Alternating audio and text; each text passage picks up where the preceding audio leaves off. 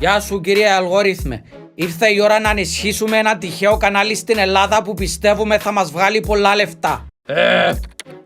Τούτσεϊ. Το content του Τούτσεϊ δεν τραβάει τόσο πλέον. Τατ Λίλι. Την Tad Lily την ενισχύσαμε πέρσι.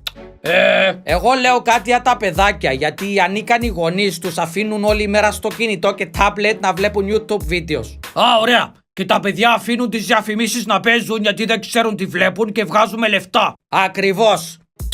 Πέπα το γουρουνάκι. Να σας πω τι προτείνω. Για πες μου εσύ recommended γιατί είσαι πάντα σωστός και μου προτείνεις ακριβώς αυτό που θέλω να δω.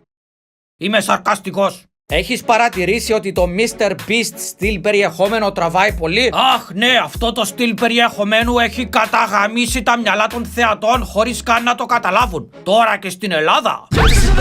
Και σήμερα γίνεται τα πιο φθηνά και τα πιο ακριβά πλοία. Για τις υπόλοιπες 24 ώρες τα